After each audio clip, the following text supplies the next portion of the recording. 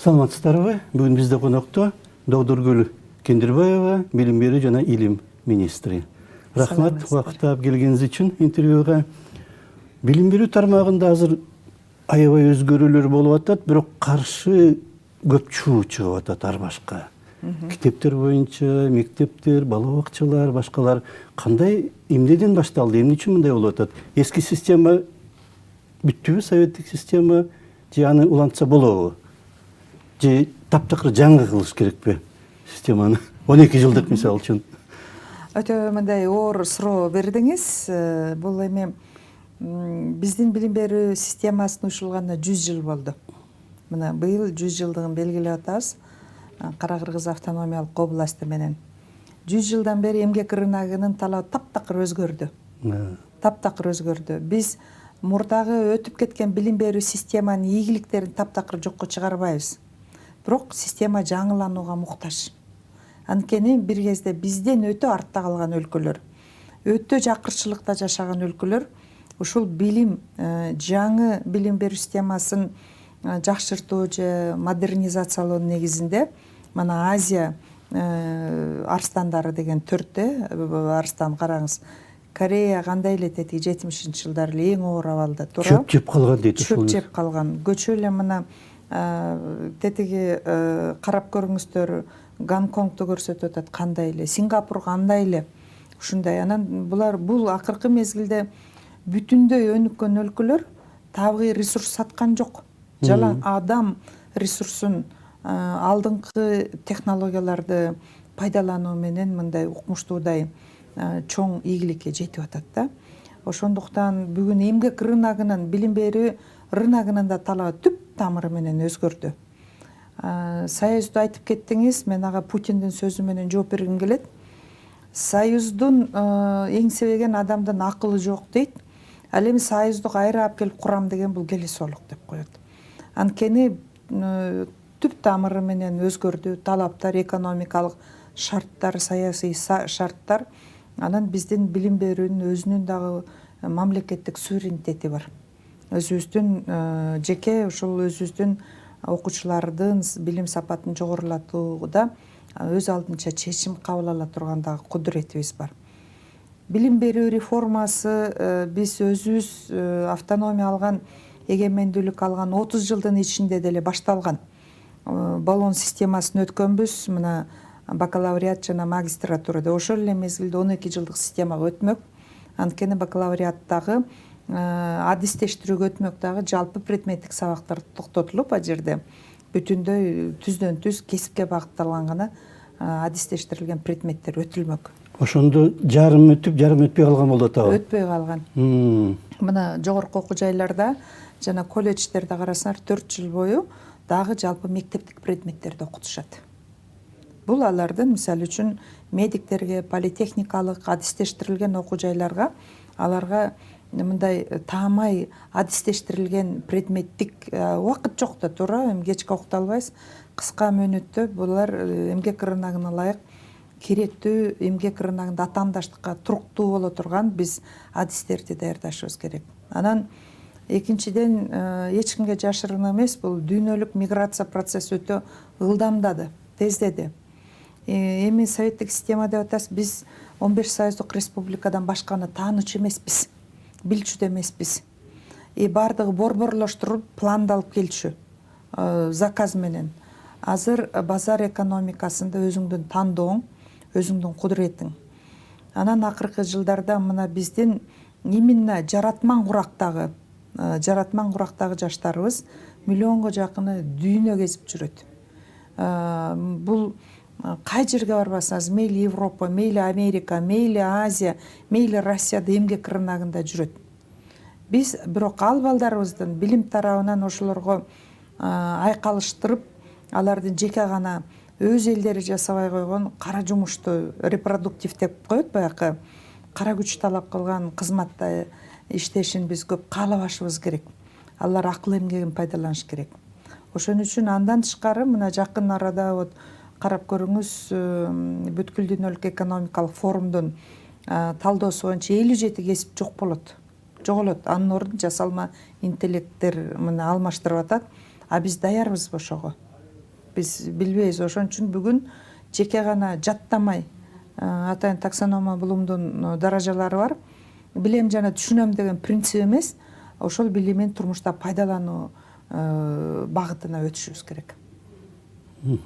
А мурдагы система ага ылайык келген эмес, Көпчүлүк учурда жана билимдик эле баарын билебиз, бирок турмушта пайдалана албайбыз. Мына карап көрүңүз, физиканы баары окуйт, бирок бир точка же бир үтүктү оңдой албайбыз. Химияны баарыбыз окуйбуз, бирок ошол ичип аткан суунун составында эмне бар экенин биле албайбыз. Бүгүнкү күндө адаптивдик лидерликти окуучулардан же болбосо кырдаалга ылайыкташып, жаралган кырдаалды ошол өзүнүн билим аркылуу алган көндүмдөрү менен жеңип чыгуу кудуретин беришибиз керек. Кантип аны мектептин дипломун алгандан кийин аны эч ким коштобойт. Атасынын акчасы дагы, таанышы дагы. Анткени бүгүн ар бир иш берүүчү баланын гана жогорку кесиптик квалификациясына карайт. Экинчиден, балким мына ушундай темп менен жасалма интеллект өтө тез өнүгүп кетсе, мына биздеги маалымат боюнча бүткүл дүйнөлүк экономикалык форумдун 800 миллионго чейинки адам жумушсуз калуусу күтүлөт деп атат. Анын биринчи ирети ошо өнүгүп жаткан биз сыяктуу өлкөлөрдө. Бир жолу билим, бир жолу кесип такыр жарабай калды. Тынымсыз өнүгүп туруш керек. Көчөгөн iPhone 2 болсо, бүгүн iPhone 16 болду. Бардыгы заманбап үйдө жашагысы келип атат. Заманбап тиричилик технологиясын пайдаланып атат. Кир жууган машинеден баштап, заманбап телефон, заманбап үй, бирок эмне үчүн заманбап билим алгысы келбейт? Ошолорду башкара турган.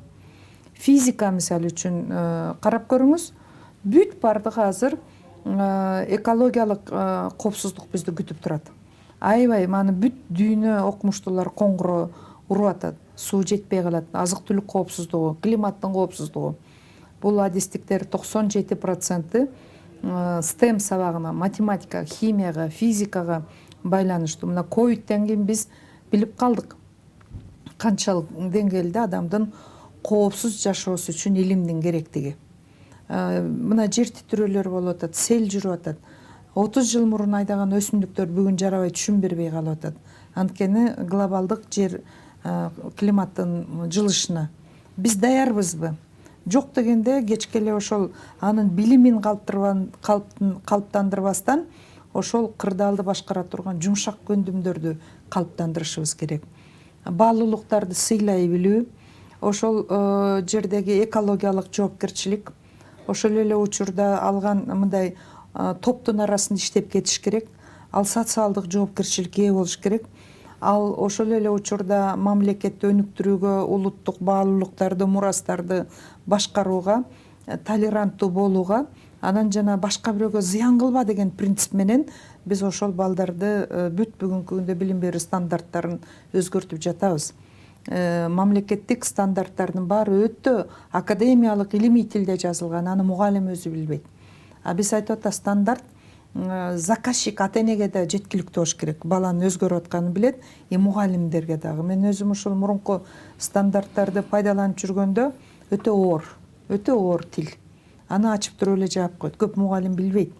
Ошондуктан биз 100 жыл болду, 100 жылдын ичинде билим берүү, айрыкча мектептик билим берүү системасын толук трансформация, фрагментардык реформа эмес, толук трансформацияга өтүп атабыз. Анда билим берүү мамлекеттик стандарттар, предметтик стандарттар, базистик окуу пландары, педагогдорду даярдоо, жаңы мундак окуу китептерин чыгаруу, педагогикалык кесиптин стандарттары, анан дүйнөлүк алдыңкы өлкөлөрдүн билим берүү жетишкендиктерин алып, өзүбүздүн мамлекеттик билим берүү эркиндигибизге жараша айкалыштыруу процесси жүрүп жатат.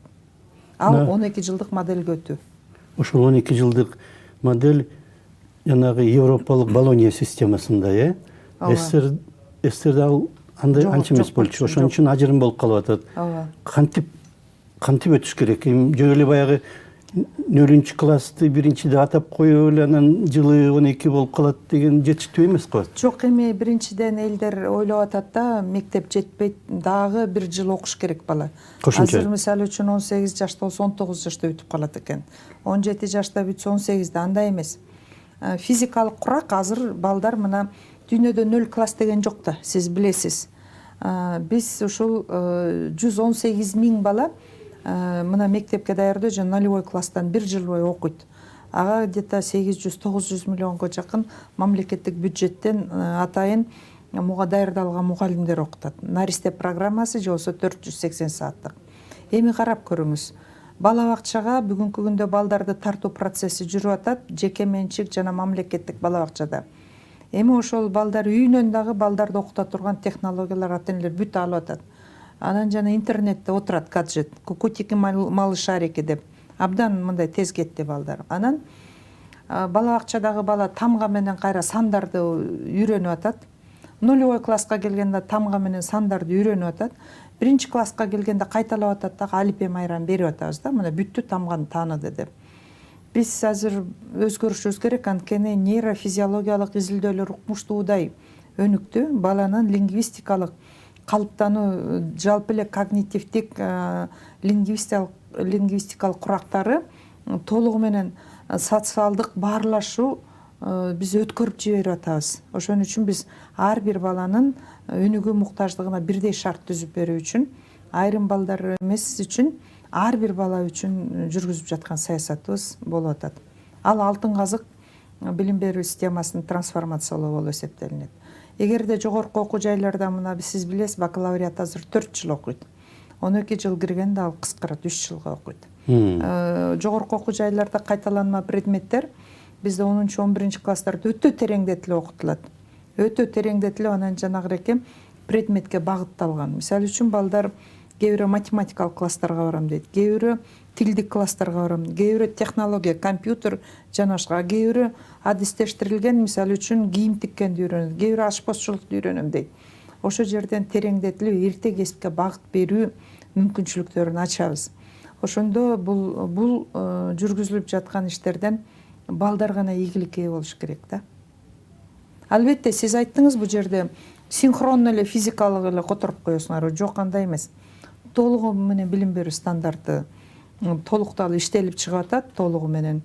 Предметтик стандарттар иштелип жатат. Айрым предметтер кыскарат, айрым предметтер айкалышат. Ошол эле учурда эң ийгиликтүү өлкөлөрдүн биз алдыңкы 32 линия китебин алдык дагы, мына бүгүнкү күндө алар айкалышып, жуурулушуп, кыргыз билим берүү саясатына биздин талаптарга ылайык мындай айкалышуу процесси жүрүп жатат. Бирок чындап келсе, буга чейин мына жеке менчик 300гө жакын мектеп бар. Бүт баары ушул системаны алып, ушул Кембридж китептер менен окутуп атышат бизге чейин эле. 12 жыл менен. Жеке менчиктер. Жеке менчиктер. Анан биздин жалпы балдар алардан эмнеси кем? Анан биздин ата-энелери бар кудуреттүү балдар үчүн 12 жылдык өтүп атат, алар үчүн деген сөз бар. Жок, андай эмес. Колунда бар ата-энелер ал 12 жылдыкка муктаж эмес, керек болсо чет өлкөдөн 1 жыл даярдоо менен акысын төлөп азыр деле жеке менчик мектептерде окутуп атат. Биз Кыргызстандын карапайым балдары алардан кемсинип калбаш керек. Билим берүү ар түрдүү түшүнүк менен окуп, социалдык жиктелүү дагы биздин коомдо болбош керек деп биз ошол багытты коюп атабыз. Аты дагы алтын казык. Жанагы ноутбуктарда ошол программанын ичинде берет да, э? Ноутбук мына бул жеке президенттин демилгеси, санариптештирүүнү илгерилетүү, анан мугалимдерибиз ар кандай деңгээлде даярдалган, ар кандай окуу жайды бүткөн, ар кандай маалыматтык ресурстарга мындай жеткиликтүүлүгү бар жок. Азыр биз бүт баардыгына биринчи жолу ошо политехникалык окуу жайды Нарзаков атындагы техникалык университеттин алдында технопарк бар. Анан ошонун астында биринчи жолу алтын казык деген ошол мугалимдерге багытталган ноутбукту чыгарып атабыз. И алардын толугу менен лицензиялык программасы бар.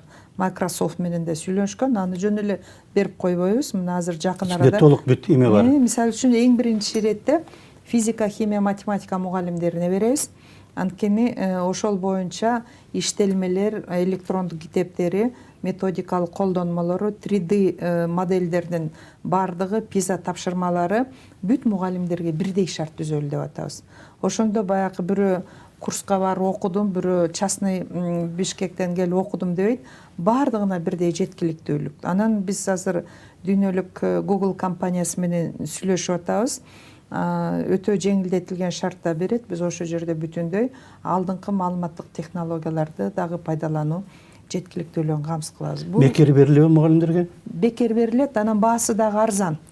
Баасы бекер болсо, силер үчүн баасы? Бизге мамлекет үчүн арзан да. Мугалимдерге бекер? Мугалимдерге бекер. Биз көчө эле көрдүк, мына эртең жогорку кеңеште ошону биринчи модельдерин көрөбүз, алтын казык деген логотиптери менен. Анан бул компьютерде биз ошол көзгө зыян кылбаган нурунан өдө жумушчу топ иштеди. Мындай техникалык талаптар деп коет, спецификациясы. Ошо заводдорго барып көрдүк, Кытайдагы эң ал компаниялар менен иштеп, келишим түзүп, анан көпчүлүк аялдар көтөрөт, иштейт мектепте компьютерди деп. Алардын оордугу дагы, жеңилдиги дагы, бышыктыгы, анан ушунчалык көп материал болгондуктан канча мегабайт болуш керек, анан муздатуу системасы, жана лицензионный программалары баары болсун, ошонун баарын эсептеп көрдү. Анан абдан элегантный, бизге аябай жакты. Анан баасы мына президентке дагы сунушталган, баягы май айында ошол ар бир мугалимди ушу тезирээк санариптештирүү аркылуу китеп, методикалык, анан алардан кесиптик деңгээлин жогорулатуу, электрондук технологияларды пайдалануу үчүн деп. Эми мына азыр буюрса жеткиликтүү болот. Эң башкысы ошол баасы биз үчүн, мугалимдер үчүн, только мугалимдер үчүн биздин $293 ашпайт. 92 же 93. Мугалимдер төлөйбү? Төлөбөйт. Биз. Бирок министрлик төлөйт. Министрлик бюджет төлөйт. Ал эми калган сатып алуучулар үчүн бул башка баа болот да. Эртең анан бизден да ошол эле ноутбуктарды башка мугалим эмес башкалар сатып алам десе. Алар мисалы үчүн базарда $600-700 турат. Лицензиялык программалары менен. Эгер пираттык лицензиясы жок компьютерлер болсо, сиз билесиз да, бүгүнкү күндө биз андай эмес. Экинчиден, ошол политехникалык окуу жайдын базасында ачылганы быйыл атайын президенттин талабы менен компьютер технология инженер адистиктерин алган мамлекеттик жогорку окуу жай квотаны 4000-ге көбөйттүк. Бизде жалпы бюджеттик орундарга 5000 орун болсо, ошонун дагы көбөйтүп, мына 4000-5000-ге жакыны компьютерлик адистер, технолог инженерлер. Анын эң көп ошо политехте окуйт. Мына ошолор бир эле мезгилде дуалдык билим берүү системасы менен студенттер практикасы жыйнайт, катышат, андан ары сервистик тейлөө жүргүзөт. Ар бир Кыргызстандагы мугалимдерге бул туруктуулук. Анан бизде жана 5 вузга президент автономиялык статус берилген, тез бутуна турсун. Аларга болгон киришүү, мындай бюрократиялык чектөөлөрдү алып салып, эркиндигин берген. Акыркы указында бир айда дагы региондук вуздарга да берди. Ошонун негизинде булар өзүнүн билимин монетизацияга, 4.0 вуздар деп атпайсызбы? Биринчи билим, илим, анан практика. Эми ошол өзүнүн практикага багытталган продукциясын сатып атат да. Өзүнүн продукциясы болуп эсептелет, студенттер жана мугалимдер. Бул абдан биринчи чоң жетишкендик, анан ата мекендик өндүрүш болуп эсептелинет. Жана 12 жылдык нерсеге өтүп аткан жеке менчик мектептерди бүтүргөндөрдүн деңгээли өйдө болуп калып, мамлекеттик төмөн ошону теңдейли деп аткан десек болобу? Биринчиден, экинчиден ааламдашуу процессинде бизде кем калбайлы деп атабыз да. Башкаларга тең болуп. Башкаларга, мисалы үчүн, мына биздин кошунан баары өтүп атат. Мисалы үчүн, өлкөдө бир 190 мамлекет Бириккен Улуттар Уюмунун составында болсо, 150ден ашык өткөн. Биз ошол эми биздин чек ара ачык азыр. Билим берүү чек арасы жок. Туурабы? Илимде чек ара жок. Биз ошол балдардын бирдей деңгээлде дүйнөлүк билим берүү системасында айкалышууга чоң мүмкүнчүлүк беришибиз керек. Кембридж системасы кайсы? Жана 12 жылдык. Германияда башка, Британияда кичине башкараак да. Кайсынысы ылайык болот экен Кыргызстанга? Биз баарын карадык. Баарын карап, ошол өзүбүздүн оптималдуу вариантты алдык да. себеби бул экономикага байланыштуу. Бул өзүбүздүн салттык, өзүбүздүн жана улуттук баалуулуктарга, мурастарга да байланыштуу болот. Биздин өзгөчөлүгүбүз кыргыз жараны концепциясы негизинде болот. Анткени биз көп түрдүү элбиз, бирок баарыбыз Кыргызстандын жараныбыз. Ошол Кыргызстанда кабыл алынган кыргыз жараны концепциясы негизинде болот. А жана Сингапурдан алынат дегенчи? Сингапурда биз ушул жанагы эң алдыңкы билим берүү технологияларын айкалыштырууда көп өлкөлөрдү тааныдык. Өзүбүз учуп барып көрдүк, мектебин жетекчилерин системасы менен, алар менен тааныштык дагы. Анан Сингапурдуку акыркы 10 жылдыкта эң ийгилик менен, анан туруктуу ийгиликте келе жаткан өлкө. Анын үстүнө бул жердеги бизде ол өтө оор кыйынчылыкты башынан өткөргөн. Экинчиден ушул билим берүү ийгилиги менен ушул бутка турган өлкө. Анан айрыкча булардын ошол башка 90 өлкөдө булардын программасы адаптация болгон экен. Анын ичинен бул мусулман өлкөлөрүндө дагы 14 тилге которулган экен. Бизге мындай бюджетке дагы абдан ыңгайланышып, жеңилдик берилгендиктен алдык. Бирок ошону менен бирге азыр бүт жогорку окуу жай англис тилдүү, бүт мен деген адистер иштеп которуп жатат. Экинчиден кыргызча биринчи бүт кыргыз мектебине беребиз. Толугу менен кыргыз тилинде камсыз болунат. Андан кийин башка тилдерге которуп баштайбыз да. Анткени бүтүндөй эл аралык иликтөөлөрдө кыргыз тилдүү мектептерде билим сапаты өтө төмөндүгүн көрсөттү. Эмне үчүн биз анан ушул 12 жылга өтүүдө анан Сингапур эң алдыңкы методикаларын алып атабыз. Бизде акыркы мына 2 пиза иликтөөлөрүн айтпай эле коеюн. Эң төмөн 2006-2009 жылы эң акыркы орундарды алганбыз. Кийинки жылы да өтөбүз биз. Бирок баары жүрөк болкулдап атат. Ковидтен кийин 1,5 миллиард баланын билим сапаты өтө төмөндөп кетти. Өнүккөн өлкөлөрдүн 30%ке түштү, орто өнүгүп жаткан өлкөлөрдүкү 50%ке, ал эми жаңы өнүгүп аткан өлкөлөрдүкү дээрлик 70%ке билим берүүсү төмөндөдү деген дүйнөлүк Маккензи иликтөө борборунун маалыматы бар да. Анан биздики 2023 жылкы иликтөөдө ноду деп коет, балдардын билим берүү жетишкендигин баалоодо 65% балабыздын математикадан функционалдык сабаттуулугу жок. Функционалдык сабаттуулук деген алган билимин турмушта пайдалана албайт деген сөз. Башкача айтканда, ОСР өлкөсүндө экономикалык өз ара кызматташуу өлкөлөрүндө 15 жаштагы балдарыбыз эмгек рыногунда таптакыр даяр эмес деген сөз. 43-45%ке чейинки баланын окуу жана түшүнүү көндүмдөрү жок деди. Бул бизге өтө чоң катастрофа. Ошон үчүн биз ушул жана трансформация программасын кабыл алдык. Анткени биз чоң дымагыбыз бар. Кыргыз эли түбөлүктүү байыркы эл. Анан ушул Нельсон Манделанын сөзү бар да, билим бул коомду өзгөртө турган эң коркунучтуу курал деп. Анан биз билим аркылуу гана башка өлкөлөр менен тең тайлаша алабыз. Адам капиталы кайра калыбына келип өнүгө турган капитал. Эгерде биз бүгүн алар менен иштебесек, эртең өтө кеч болуп калат. А мугалимдердин деңгээли кандай болот? Мугалимдердин деңгээли бүгүнкү күндө ошол биринчи иретте мына азыр 27-25 миң ошо табигый математика, химия, физика мугалимдерине персоналдык ноутбук беребиз. Биринчи этабында, экинчи калгандардын баардыгына беребиз. Ушул эле мезгилде бүтүндөй ошол мугалимдерди дүйнөлүк технологиялар боюнча окутулган 100 адисибиз бар, 80-100. Азыр туташ Кыргызстандын баардык жеринде ошол тагылимдер предмети боюнча мугалимдерди окутуп атат. Ошол методика. Мына биринчи компьютердик технологиялар кетти. Экинчиден аларда бүт мугалим үчүн бүт бар жумушун жеңилдетип баардыгы даяр да. Окуу китебинен баштап колдонмолор, лабораториялык иштер, 3D проект моделдер. Ошол эле учурда жаңы муундагы окуу китептери берилип атат. Жаңы муундагы окуу китептерди пайдалануу боюнча мына азыр биз 24 миңге жакын мугалимдерди окутуп атабыз. Туташ кетип баратат, 3-1.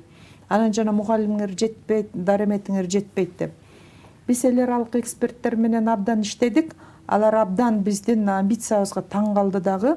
Анан башка өлкөлөр 10 жыл бышып келгиче силер тез чечим кабыл алдыңар дейт. Тез ийгиликке жетүү мүмкүнчүлүгүңөр бар дейт. Биринчиден Кыргызстан өтө компактный өлкө. Туурабы? Тез киргизебиз. Экинчиден биздин элибиз билимге абдан дилгир эл. Бүгүнкү күндө ар бир адам билим берүү аркылуу гана ийгиликке жетишерин билет. Үчүнчүдөн бизде 100% бекер билим берүү системасы. Мындай бөлүшүү жок, сегрегация. Вот мында алыстагы же кандайдыр шарт менен мектепке барбай калуу барьери жок. Бирок биз аны да күчтөндүрүшүбүз керек. Албетте, билим берүү системасынын жыйынтыгы бул узак мөөнөттө берилет. Бул өндүрүш эмес, кандайдыр бир тетикти алмаштырып койдуң, башка формадагы бир буюм чыгат делбейт. Же болбосо кандайдыр түстү кошуп койдуң, түз эле көрүнөт дебейт же жытты. Себеби адам капиталын ийгилигин өлчөө үчүн бүгүнкү күндө тез жыйынтык бербейт. Билимдин бул жыты да жок, салмагы да жок, өңү да жок. Анын жүрүш турушунун өзгөрүшү жок дегенде 15 жылда билинет. Биринчи класска кирген бала бүтүп атканда, мисалы үчүн, эмне үчүн 15 жаштагы балдардын PISA деп коет, эл аралык билим берүү рейтингин аныктоодо өтө тереңдетилген талдоо жүрөт. Ата энесинен баштап мугалим канча жыл иштеген, канча компетенция, шаар жери, айыл жери, канча убакыт бөлүнөт, кимисинде кандай деммели жанагы биз кайсы бир жери ооруп атканда врачка барабыз го, анан өтө тотальный анализ кылат го, тырмагыңдан баштап каныңа, чачыңа баарын. Дал ошондой анализден өтөбүз да анан жыйынтык чыгарат. Силердин боо жериңер экен. Катышкан атабы Кыргызстан эмкеге? Кыргызстан ошол биз аябай ойлонуп атабыз, катышабыз, акча төлөнгөн, мамлекет заказ кылган. Кээде ойлонуп коебуз, отказ кылсакпы, экономикасы өнүккөн сайын анан биз жаңы элдин ишенимин мамлекетке биз мындай кайтарылып келатат да, мына иштейт экен да мамлекет деп, эмне деген салуу өзгөрүүлөр болуп атат.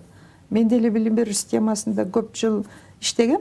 Биз бир кезде издечүбүз, кайсы мектепти ачканга кимди чакырсак, жок мектебиз деп. А бүгүн мындай барбайбыз, үлгүрбөйбүз, өзүңөр ача бергиле деп атабыз. Мына акыркы эле айталы, азыр бизде ушул күндөрү 260 кыска мөөнөттө бала бакча ачылат. Балдарды өнүктүрүүчү. 68 жаңы курулган бакча ачылат. Кайсысына барабыз? Анан жаңы форматка онлайн ачылат. Мына президент ачканда бир моментте онлайн.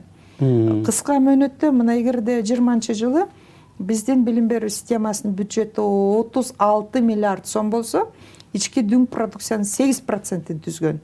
Мына быйыл кийин эртең бюджетке каржылоо болот, биз суранып атабыз ошо. Бизде 68 миллиард 800 миллионду сурап атабыз. Бул ички дүң продукциянын 5,2 гана процентин түздү. Демек экономика жогорулаган сайын биздин акчабыз жогорулады, бирок пайызы төмөндөдү. Кошумча 4 миллиард сурап атабыз. Элестетсеңиз, 4 миллиард. Ал эмне акча? Биринчиден мына 260 кыска мөөнөттө балдарды өнүктүрүү борборлору ачылды. 68 жаңы салынган бала бакча. Ошолордун айлыктары 1,5 миллиард сом. Биз кошумча, мисалы үчүн 23-24 жылга балдардын мектеп тамактануусун жогорулаталы дедик, 1,5 миллиард сом. Кийинки жылы мына 2 миллиардка жакын окуу китебине бөлүнөт. Биз ушундай чоң компьютер менен камсыз кылуу боюнча 1,5 миллиард бөлүнүп атат. Элестетсеңиз, мындай болуп көргөн эмес, чын эле. Азыр бизден сурайт, дагы эмнени ылдамдаталы дейт. Дагы кантип ушул тез. Бизки убактыбыз 1 мүнөттөй калыптыр. Негизги жыйынтыкты кандай чыгарса болот? Же жанагы мүмкүн абдан кыска жанагы кээ бир мектептердин статусун, макамдарын алып салбадыбы? Алар мүмкүн алдыңкыбыз деп мактанчу.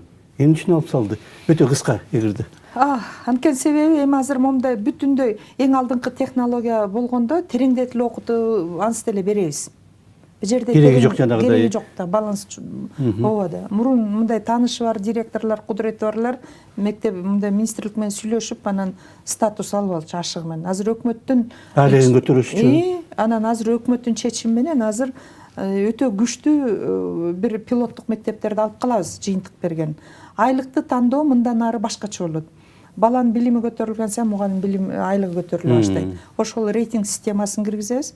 Биринчи жолу мамлекеттик күндөлүк KG деген портал түзүп атабыз. Бүт баары көрүнүп турат. Биринчи жолу санариптик аттестат бердик, биринчи жолу санариптик электрондук диплом бердик, жасалма интеллект пайдаланабыз. Эми мындан ары мугалимдин кесиптик квалификациясын жогорулатууда жасалма интеллект пайдаланат. Рахмат сизге, убактыбызда аяктап калды. Бизде конокто Догдургүл Кендирбаева болду, билим берүү жана илим министри. Рахмат сизге. Жаңы рахмат. Саламат алыңыздар.